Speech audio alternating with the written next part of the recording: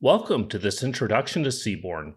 My name is Chris Moffett, and I will be your instructor for this course.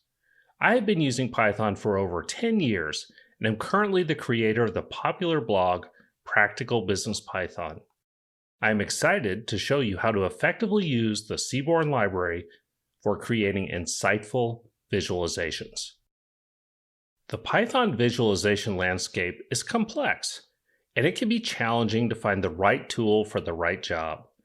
Before we discuss Seaborn in detail, it is helpful to understand where it stands in this landscape. This illustration is from Jake Vanderplas's PyCon 2017 presentation on the visualization landscape in Python and highlights the complex ecosystem. The key point is that Matplotlib is a foundational library used by many visualization tools, including Seaborn. Matplotlib is a robust library that can support building many types of visualizations.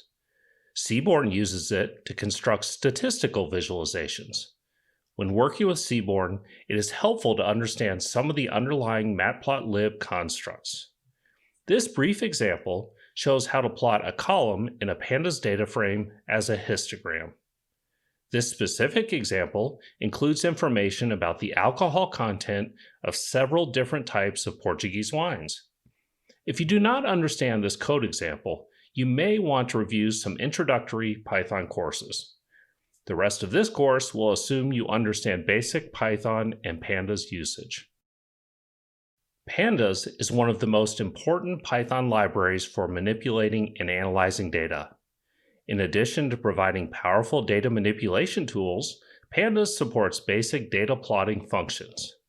The actual API is consistent with other Pandas functions, so it is a very useful tool.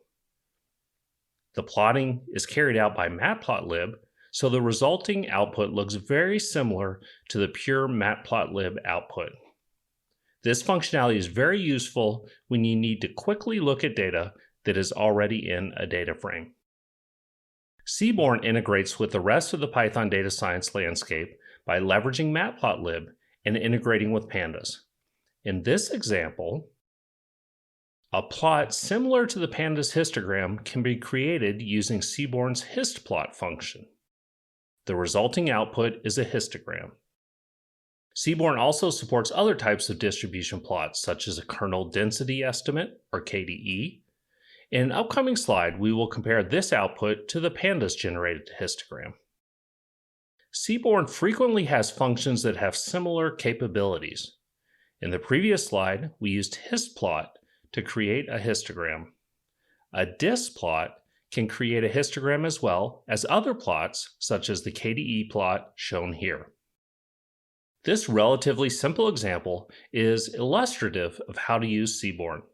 The code is simple, but can be used for powerful data analysis. In addition to the analysis, it makes reasonable assumptions about colors and other visual elements to make visualizations that look more pleasing than the standard Matplotlib plots. Now it's your turn to try out Seaborn.